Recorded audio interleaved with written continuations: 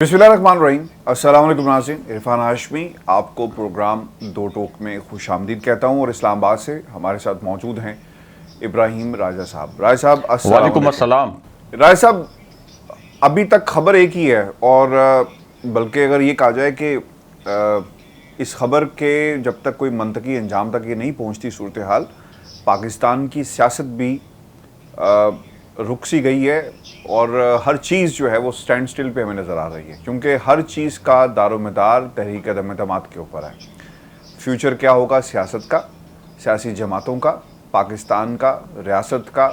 International scenario में 23 मार्च बहुत ही important दिन इजलास होने जा रहा है 15 साल बाद, और फिर ऑब्वियसली इसके बाद हम कहाँ पे खड़े होंगे। हर चीज़ जो है अब तहरीक अदम-ए-एतमाद के साथ जुड़ गई है। राजा साहब, लेटेस्ट स्टेटमेंट जो आया है परवेज़ इलाही साहब का, गैर रस्मी गुफ्तगू की, सहाफ़ियों ने सवाल किया, फ़ैसला होना था, चौधरी साहब क्या फ़ैसला किया, तो उन्होंने कहा कि फ़ैसला हम कर लेंगे बहुत जल्दी, लेकिन असम्बलियों को अपनी मुद्दत पूरी करनी चाहिए। अब इसकी बहुत सारी इंटरप्रटेशंस हो सकती हैं, वो हम आपसे जानेंगे। और फिर उसके बाद उन्होंने ये भी कहा कि मज़ीद बातचीत हो रही है, इमरान खान साहब को कोशिशें अपनी जारी रखनी चाहिए। हम लोगों से मिल भी रहे हैं, इत्तेहादियों से हमारी मुलाकात भी होगी, जानना चाहते हैं कि कौन क्या सोच रहा है, फिर वो अलायंसेस की बात भी कर रहे हैं।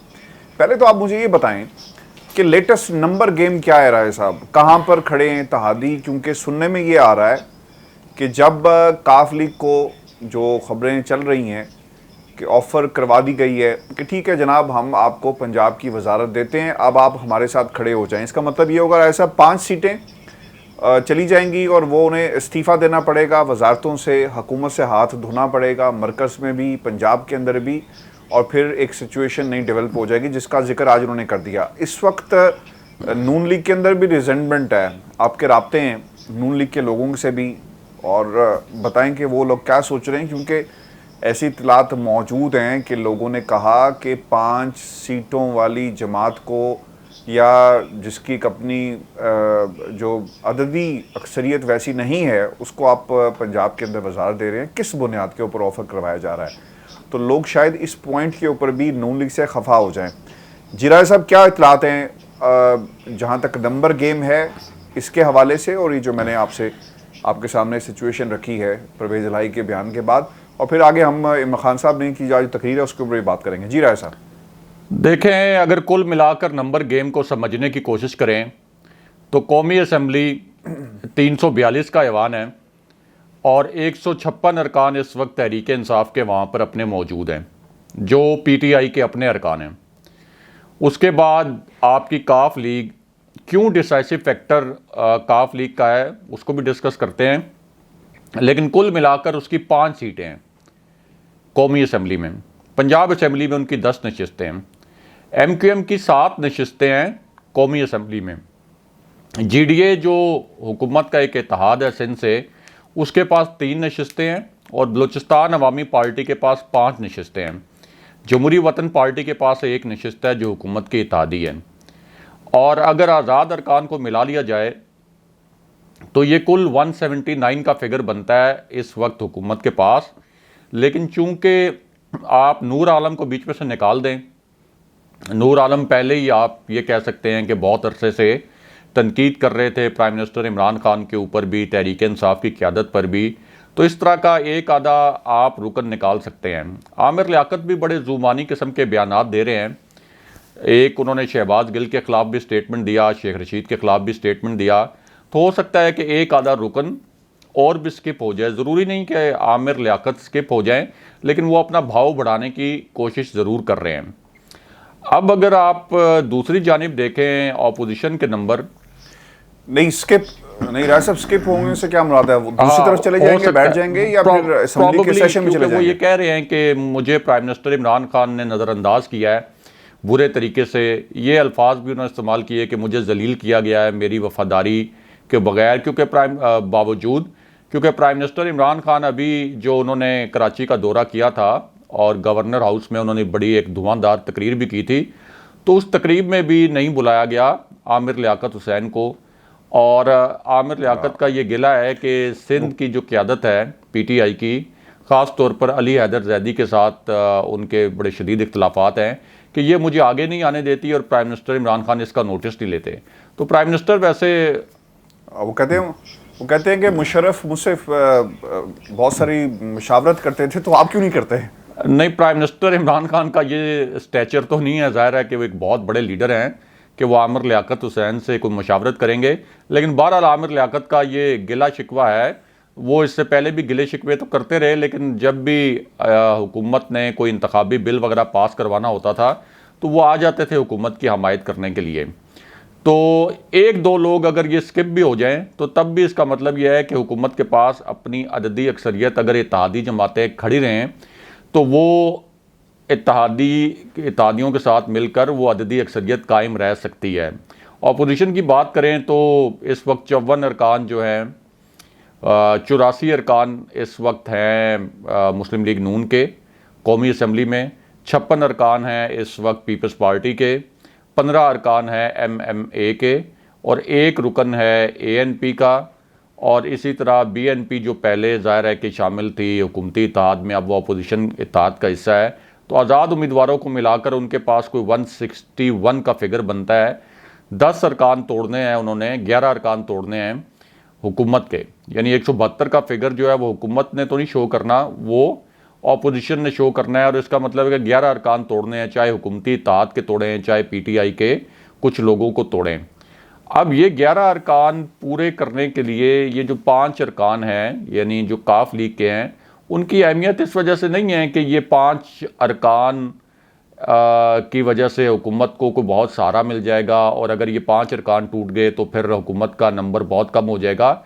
उसकी वजह यह है कि अगर चौधरी परवेज़ इलाही ये ऐलान कर देते हैं कि मैं तहरीक अदम एतमाद की मुखालफत करूँगा, तो फिर बाकी जो ग्रुप्स हैं जो टूट कर इस तहरीक अदम एतमाद की हमायत कर सकते हैं, उनकी बड़ी डिस्करेजमेंट हो जाएगी, उनकी बड़ी हौसला शिकनी होगी। इसीलिए हुकूमत की पूरी कोशिश है कि चौधरी परवेज़ इलाही को हाथ से ना जाने दिया जाए। और चौधरी परवेज़ इलाही को अब अपनी अहमियत का कुछ ज़्यादा ही एहसास हो गया है, जब से अलीम खान ग्रुप इमर्ज हुआ और फिर उसके बाद जहांगीर खान तरीन ग्रुप के साथ उसका इलाक भी हो गया। अब वो इसलिए वजारत आला से कम किसी भी चीज़ पर कॉम्प्रोमाइज़ करने के लिए तैयार नहीं है। प्राइम मिनिस्टर इमरान खान शायद उनको वजारत आला दे भी देते, अब तक डिसीजन कर भी चुके होते, लेकिन अब दूसरी जानिब ट्रिकी सिचुएशन ये पैदा हो गई है कि अगर चौधरी परवेज़ इलाही को वजारत आला दे दी जाए तो फिर जहांगीर तरीन ग्रुप और अलीम खान ग्रुप जो है वो अपना एक अलग से लाया अमल अपना बना सकता है, वो बहुत मुश्किलात भी खड़ी कर सकता है। चौधरी परवेज़ इलाही को वज़ीर आला पंजाब बनने से रोक भी सकता है, क्योंकि ज़ाहिर है कि उनका अपना एक इन्फ्लुएंस है, एक बड़ा धड़ा है। तो इस पूरी सूरत हाल में जो चौधरी परवेज़ इलाही के पास 5 वोट हैं, ये बड़ी अहमियत अख्तियार कर गए हैं, और इसकी अहमियत इसलिए भी है कि दीगर इत्तेहादी जमातें भी फिर काफ लीग को फॉलो करेंगी। MQM की एस्टेब्लिशमेंट की वो सियासत तो करती है, लेकिन एस्टेब्लिशमेंट तक उस तरह की रसाई नहीं है जिस तरह की रसाई काफ लीग की है, या जिस तरह का आप ये कह सकते हैं कि काफ लीग के मुतल्लिक ये तासुर है कि वो एस्टेब्लिशमेंट की सियासत करती है। लेकिन राय साहब, ओन चौधरी की मुलाकात तय हो गई है परवेज़ इलाही से? जी, वो मुलाकात तय हो गई, मुलाकात तो हो गई है। वो तो कोई यानी ओन चौधरी पैगाम लेके गए हैं जहांगीर तरीन का चौधरी परवेज़ इलाही के पास, और वो असल में पैगाम ये लेके गए हैं कि हमें तहरीक अदम एतमाद का हिस्सा बनना चाहिए, हमें इस वक्त यानी मिलकर हमें तहरीक अदम एतमाद का हिस्सा बनना चाहिए। लेकिन अब इशू ये है कि अलीम खान के ग्रुप का क्या बनेगा, यानी सीट एक है और अलीम खान चाहते हैं कि वो चीफ़ मिनिस्टर बने, चौधरी परवेज़ इलाही भी चाहते हैं कि वो चीफ़ मिनिस्टर बने। फिर जहांगीर तरीन ग्रुप के अंदर जहांगीर तरीन खुद नहीं, लेकिन उनके ग्रुप के कुछ लोग हैं जो इस बात पर जिनके तहफ़्फ़ुज़ात हैं कि अलीम खान हमारे ग्रुप में तो आएँ लेकिन वो चीफ़ मिनिस्टर ना बने। तो सिचुएशन थोड़ी सी ट्रिकी हो गई है। अब इस वजह से चौधरी परवेज़ इलाही जो हैं वो सेंटर ऑफ अटेंशन है, और ज़ाहिर है कि इस किस्म की पेचीदा सूरत हाल में वो बड़े पुराने खिलाड़ी हैं, तो अपना जो सियासी मफाद है वो निकालना भी जानते हैं। लेकिन प्राइम मिनिस्टर इमरान खान के पास ये कहना कि ऑप्शंस ख़त्म हो गए हैं, ये बात दुरुस्त नहीं है। प्राइम मिनिस्टर इमरान खान के पास अभी भी बहुत ज़्यादा ऑप्शंस हैं। कुछ ऐसे ऑप्शंस भी हैं जिनके मुतल्लिक लोग कह रहे हैं कि ये कोई ख़तरनाक ऑप्शन भी हो सकते हैं। लेकिन अगर प्राइम मिनिस्टर इमरान खान को ये महसूस हुआ कि किसी गैर आइनी गैर कानूनी तरीके से उनकी हुकूमत ख़त्म करने के करीब पहुंच गई है अपोजिशन, तो फिर प्राइम मिनिस्टर इमरान खान ये ख़तरनाक ऑप्शंस भी लेंगे। और ये भी कहा जा रहा है कि जो मौजूदा सियासी सूरत हाल है, इसमें प्राइम मिनिस्टर इमरान खान ने 2 जो हुक्मनामे हैं या 2 समरीज़ हैं वो ऐवान सदर से दस्तखत भी करवा ली हैं। और इनमें से ये बता भी दें, अगर बता सकते हैं तो बता भी दें ये हुक्मनामे जी, क्या मैं हैं बता और देता हूँ। मैं खतरनाक इस्लामाबाद में ऑप्शन क्या बैठा हैं। हूँ और मैं खुलकर बात करता हूँ। इतलात ये हैं कि सदर मुमलिकत से प्राइम मिनिस्टर इमरान खान ने, अगेन मैं ये कह रहा हूँ इतलात हैं कि एक हुक्मनामा और एक समरी दस्तखत करवा ली है मुमकिना तौर पर army chief general Qamar Javed Bajwa की एक्सटेंशन के मुतल्लिक, और एक समरी नए आर्मी चीफ के तकर्रुर के मुतल्लिक भी। इस तरह की इतलात है इस्लामाबाद में।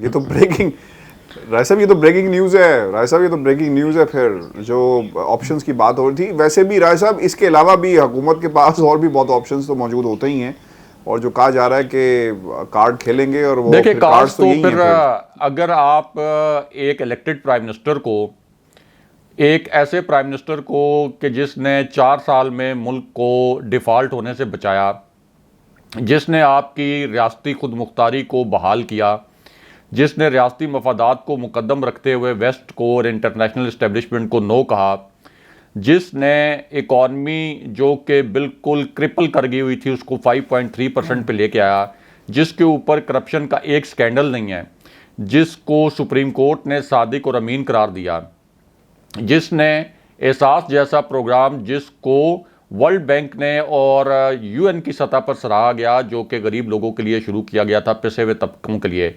जिसकी कोविड की पॉलिसी को पूरी दुनिया ने, बिल गेट्स जैसा फिगर और यूएन और उसके बाद WHO, उन्होंने कहा कि ये काबिल तकलीद पॉलिसी है प्राइम मिनिस्टर इमरान खान की जो उन्होंने कोविड से निपटने के लिए बनाई।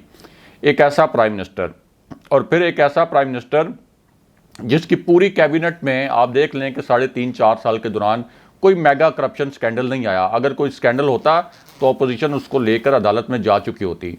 तो ऐसे प्राइम मिनिस्टर को अगर किसी गैर आइनी गैर कानूनी तरीके से आप रुखसत करने के लिए आखिरी हद तक जाएंगे, 20-20, 22-22 करोड़ रुपए से फी कस फ्लोर क्रॉसिंग करवाएंगे, इदारे खामोश तमाशाई बने रहेंगे, इदारे कहेंगे कि हम न्यूट्रल हैं, इलेक्शन कमीशन कहेगा कि हम न्यूट्रल हैं, हम ये जो खरीदो फरोख्त हो रही है, ये जो मंडी लगी है, ये जो धंधा हो रहा है, इस गंदे धंधे से हमने आंखें चुरा ली हैं, बंद की हुई हैं। इस्टेब्लिशमेंट आप कहेगी कि हमें कुछ नज़र नहीं आ रहा कि इस मुल्क के अंदर कितना घिनौना खेल खेला जा रहा है और हमारा इस खेल से कोई सरोकार नहीं है, हम न्यूट्रल हैं। और आपके अदालती निज़ाम कहेगा कि हम तो न्यूट्रल हैं, हमें क्या लगे कि इमरान खान या ये जो करप्ट अनासिर इकट्ठे हुए हैं जो कि इस हुकूमत को गिराने की कोशिश कर रहे हैं, हम तो न्यूट्रल हैं, हम इन दोनों को आपस में फैसला करने दें कि किसने जीतना है। तो फिर तो प्राइम मिनिस्टर इमरान खान अपने ऑप्शन इस्तेमाल करने का हक रखते हैं एक ऐसी सूरत हाल में जब अवाम उनके पीछे खड़े हैं। अगर तो उनको अवाम की सपोर्ट ना होती तो फिर तो प्राइम मिनिस्टर इमरान खान कोई भी ऑप्शन इस्तेमाल नहीं कर सकते थे, क्योंकि अगर वो कोई ऑप्शन इस्तेमाल करते तो आवाम की बड़ी तादाद इधर प्राइम मिनिस्टर ऑफिस के बाहर इकट्ठी हो जाती और बड़े बड़े एहतजाज होते। प्राइम मिनिस्टर इमरान खान अवामी ताकत के सामने तो नहीं ठहर सकते थे, लेकिन अभी तो अवामी ताकत जो है वो तो प्राइम मिनिस्टर के साथ खड़ी है। आप देख लेंगे कि डी चौक में कितना बड़ा जलसा होने वाला है। आप ये भी देख रहे होंगे कि प्राइम मिनिस्टर इमरान खान कितने बड़े बड़े जलसे कर रहे हैं। तो कोई ऐसी वजह नहीं है, कोई ऐसी वजह नहीं बनती कि एक ऐसे प्राइम मिनिस्टर को, जिसके मुतल्लिक मैंने आपको ये जो 6-7 मोटे मोटे नुकात बताए थे, एक वो सेहत कार्ड वाला नुकता मैं भूल गया कि नेशनल हेल्थ कार्ड जो प्राइम मिनिस्टर इमरान खान ने इनिशिएटिव लिया, शायद पाकिस्तान की तारीख का सबसे बड़ा इनिशिएटिव है पाकिस्तान के आम तबके को रिलीफ देने के लिए। हालांकि वैसे तो ये तमाम तबकात के लिए है, यानी जो आपकी मिडिल क्लास है या अपर क्लास है वो भी ये कार्ड ले सकती है, लेकिन इतना बड़ा इनिशिएटिव तो पाकिस्तान की तारीख में नहीं लिया गया। लेकिन उसके बावजूद अगर किसी प्राइम मिनिस्टर को हटाने के लिए इस तरह से ऐसे अनासिर को इजाज़त दी जाती है जिनके ऊपर 16-16 अरब रुपए की मनी लॉन्ड्रिंग के और 8-8 अरब रुपए के जाली ट्रांजैक्शन के केसेस हैं, तो फिर तो उस प्राइम मिनिस्टर को आवाम में भी जाना चाहिए, अपनी अवामी ताकत का मुजाहरा दिखाना भी चाहिए, तमाम हलकों को, इस्टेब्लिशमेंट को भी दिखाना चाहिए कि देखें अवाम मेरे साथ खड़े हैं, और साथ ही अपने तमाम ऑप्शंस भी इस्तेमाल करने चाहिए जो उनका आईनी इस्तेहकाक भी है। तो इस पूरी सूरत हाल में अभी जो प्राइम मिनिस्टर इमरान खान बार बार कहते हैं कि मेरे पास ऑप्शंस मौजूद हैं और मैं एक ऐसा तुर्क का पता भी है कि जब मैं वो खेलूंगा तो वो 24 से 48 घंटे में बाजी पलट जाएगी। तो इसका मतलब यह है कि प्राइम मिनिस्टर इमरान खान ने होमवर्क किया हुआ है, उनकी टीम ने होमवर्क किया हुआ है, कानूनी हवालों से भी उनके पास होमवर्क मौजूद है। एक जो हमने डिस्कस किया था कि डिफेक्शन क्लॉज जो है वो बड़ी क्लियर है आइन में कि आप फ्लोर क्रॉस नहीं कर सकते, लेकिन अगर ये फ्लोर क्रॉस भी करते हैं, यानी पीटीआई के अरकान को फ्लोर क्रॉस किया जाता है और उनके ऊपर डिफेक्शन क्लॉज भी नहीं लगाई जाती, तो फिर तो इसका मतलब ये होगा कि ये सब कुछ प्री प्लान था, ये सब कुछ मंसूबा बंदी के तहत हो रहा था। आपने शायद ये नोट किया हो, ऑपोजिशन का ये मौक़िफ़ है कि जुर्म जब होगा तो उसके बाद सज़ा होगी। अच्छा, अब ये मानते हैं कि वाकई जुर्म है। आपने नोट किया कि फ्लोर क्रॉस करना आइन और ये वो करवा रहे हैं कि ठीक है जी हमारे साथ आकर मिल जाए, और वो कहते हैं कि नहीं, जब तक नहीं होगा तब तक सज़ा नहीं दी जा सकती। इसका मतलब ये है कि ये मानते हैं कि ये किस किस्म का घनौना और संगीन काम है फ्लोर क्रॉसिंग। आप अपनी एफिलेशन और एक गैर जमहूरी तरीके से ये सब कुछ करवाना चाहते हैं। देखें, ये तो तमाम कानूनी माहिरीन की राय में ये डिफेक्शन क्लॉज जो है इनके ऊपर लगती है। अब चूंकि इस वक्त ये अपोजिशन को ये बयानिया सूट करता है, या हो सकता है कि कुछ और हल्कों को भी सूट करता हो, इलेक्शन कमीशन को भी सूट करता है, इसलिए वो कहते हैं कि जुर्म होने के बाद फिर वो रेफरेंस जाएंगे। अच्छा, वो जुर्म होने के बाद रेफरेंस जाएंगे तो उस जुर्म की बुनियाद पर जो फैसला प्राइम मिनिस्टर इमरान खान की रुखसती का होगा, क्या वो ठीक हो सकता है? यानी एक फ्रॉड की बुनियाद पर जो फैसला होगा वो ठीक हो सकता है, वो दुरुस्त हो सकता है कानूनी तौर पर? बिल्कुल। हाँ, तो जाहिर है वो फिर अनडू करने की गुंजाइश नहीं रहेगी, इसलिए फैसला तो पहले ही होना ना, यानी वोटिंग से पहले फैसला होना है। अगर अच्छा, एक पार्टी हेड जब ये खत लिखता है, ये आइन में दर्ज है, वो एक खत लिख सकता है, उसको फिर एक आइनी हैसियत हासिल हो जाती है कि मैं फलां काम करने से कौमी असम्बली में अपने जो मेंबर्स हैं इनको रोक रहा हूं। अब अगर ये काम करें तो इनके काम को कंसिडर ना किया जाए, यानी मैं फलां बिल के हक में या मुखालफत में वोट देने से रोक रहा हूं। अगर ये हक में या मुखालफत में वोट दें तो फिर इनको इनके ऊपर डिफेक्शन क्लॉज जो है वो नाफिज की जाए, वो लागू की जाए। तो इसका मतलब यह है कि प्राइम मिनिस्टर इमरान खान के पास ये ऑप्शन है, और प्राइम मिनिस्टर के पास ये ऑप्शन होने का मतलब यह है कि उसके बाद ऑपोजिशन के पास सिर्फ एक ऑप्शन रह जाएगा कि तमाम जो इत्तेहादी हैं वो साथ छोड़ जाएं। फिर ये आप कह सकते हैं कि तमाम इत्तेहादी साथ छोड़ जाएं, प्राइम मिनिस्टर इमरान खान की अपनी जमात उनके साथ खड़ी रहे, तो इत्तेहादियों के ऊपर डिफेक्शन क्लॉज नहीं लग सकती। लेकिन अगर पीटीआई के अपने लोग छोड़ते हैं तो उनके ऊपर डिफेक्शन क्लॉज आईनी तौर पर लगती है। साहब, आज का जलसा वज़ीर-ए-आज़म पाकिस्तान इमरान खान का हाफिजाबाद में हुआ, और फिर इसकी एक अपनी सिग्निफिकेंस इसलिए भी थी कि आज उन्होंने अपने जो जितने भी तरक्याती काम थे उसका जिक्र किया। कुछ को उन्होंने ऑब्वियसली इनॉग्रेशन भी उनकी वहाँ पर की और लोगों को बताया कि हम करने क्या चाह रहे हैं। अच्छा, अब तासुर ये होता है कि अगर कहीं से वाइब जैसी आ रही हो कि हटा दिया जाएगा, निकाल दिया जाएगा, या फिर इत्तेहादी साथ नहीं खड़े, तो खान साहब ने एक तो ये काम किया कि 1.5 सालों में हुकूमत की हिकमत अमली क्या होगी उसका जिक्र कर दिया, और फिर आइंदा जो 5 साल होंगे पंजाब में वो किस किस्म के तरक्याती काम करवाने जा रहे हैं उसका भी जिक्र कर दिया। और फिर उन्होंने पाकिस्तान के जो कौम है उसके सामने जो नज़रिया रखा है वो बहुत ही इंपॉर्टेंट है कि मैं यहाँ पर हजूम को कौम बनाने आया हूँ, बिखरे हुओं को इकट्ठा करने आया हूँ, जो मुंतशिर थे उन्हें एक मरकज़ की तरफ हमें जमा करना है। ये उन्होंने आज अपनी तकरीर के अंदर पैगाम दिया।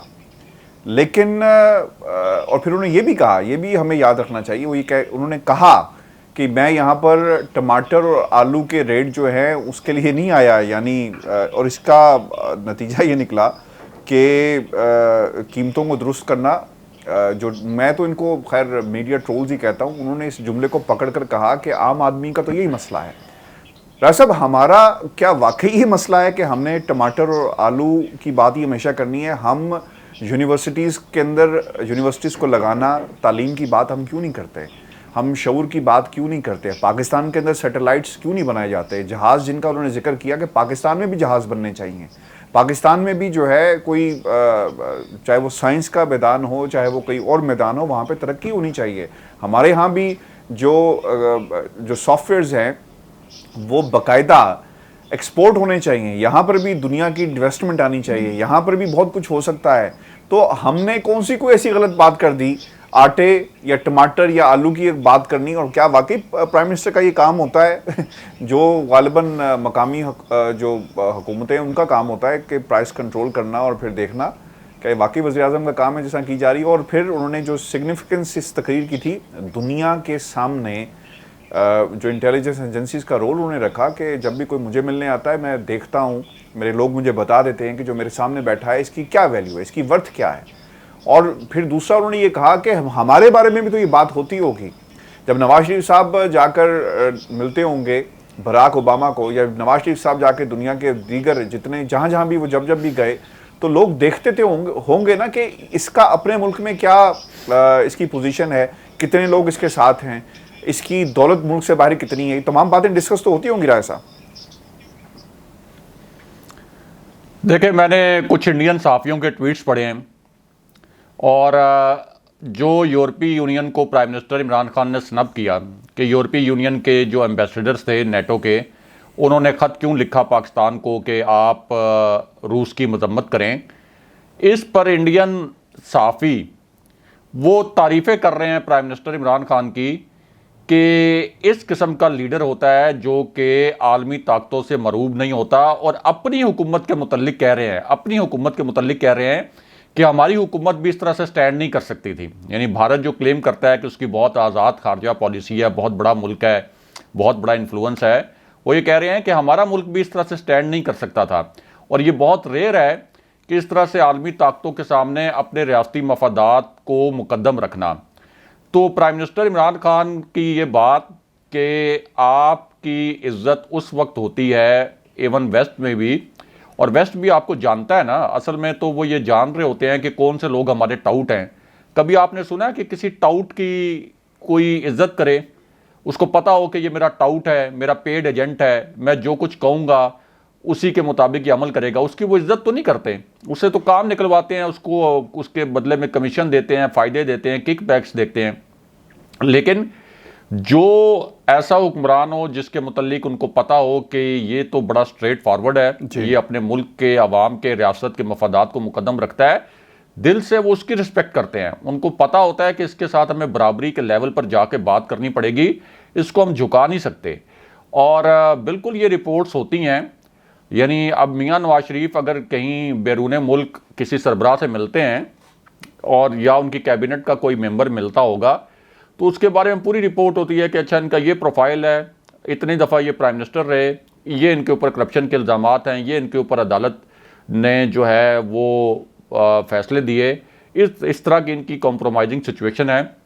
तो ये तमाम जो पूरा ब्रीफ है वो इस तरह की मुलाकातों से पहले दिया जाता है। तो प्राइम मिनिस्टर इमरान खान का इशारा इस जानिब था। दूसरा, प्राइम मिनिस्टर इमरान खान ने जो बात की कि टमाटर और आलू की कीमत में कम करने या ज़्यादा करने नहीं आया था, उनका कॉन्टेक्स्ट ये था कि प्राइम मिनिस्टर जो भी होता है या जो भी सरबराह होता है, उसने तो असल में कौम बनानी होती है।